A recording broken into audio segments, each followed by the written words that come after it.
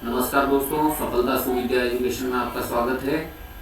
मैं डॉक्टर नरेश चौधरी। प्राचीन भारतीय इतिहास के अध्ययन के क्रम में हम साहित्यिक स्रोत का अध्ययन कर रहे थे। वेद, उपवेद, पुराण, ब्राह्मण, आरण्यक स्रोत, श्रुति, स्मृति, सबका अध्ययन हमने किया। आज इस टॉपिक में हम जो अध्ययन करेंगे वो है महाकाव्य।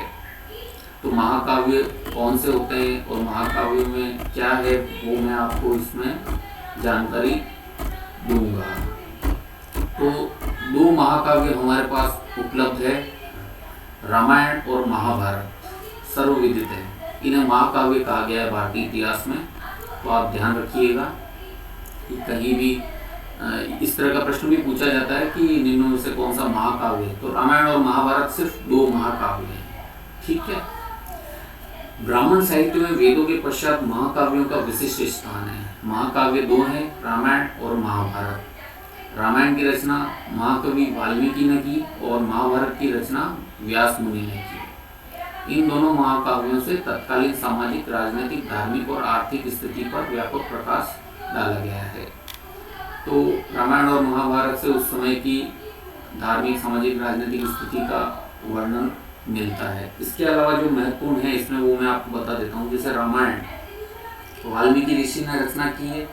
7 कांड व 2400 श्लोक है इसमें, 2400 श्लोक्स एंड 7 कांड्स, ठीक है। तो 7 कांड जो है वो कौन कौन से हैं? बाल कांड, अयोध्या कांड, अरण्य कांड, किष्किंधा कांड, सुंदर कांड, लंका कांड। इस लंका कांड को युद्ध कांड भी कहा जाता है। और 7वां है उत्तर कांड। ये 7 कांड है। त्रेता युग इसका माना गया है। रामायण का काल त्रेता युग माना गया है और महाभारत का काल द्वापर युग माना गया है, ठीक है। तो आप रामायण का त्रेता युग मान, इतिहासकारों ने 3 ईसा पूर्व इसका काल माना है। अब इसमें मतभेद होते रहते हैं। दूसरा महाभारत व्यास मुनि ने रचना की थी। 1 लाख श्लोक हैं इसमें। इसका युग द्वापर युग माना जाता है। रामायण का युग त्रेता युग माना गया है। महाभारत का युग द्वापर युग माना गया है।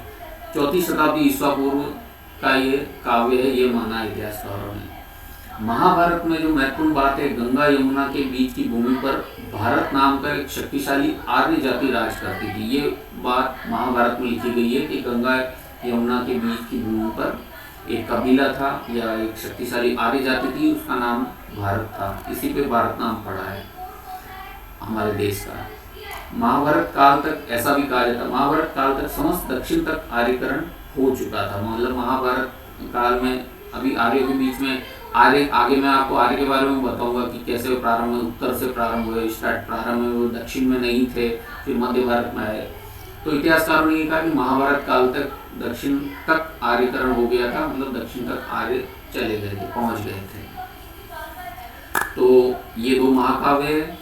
कुछ महत्वपूर्ण प्रश्न बन सकते हैं इसमें से भी, तो ध्यान रखिएगा। धर्म और इतिहास की दृष्टि से महत्वपूर्ण है, जानकारी होनी चाहिए। आगे और वीडियो के लिए बने रहिए सफलता सुविद्या एजुकेशन के साथ। धन्यवाद।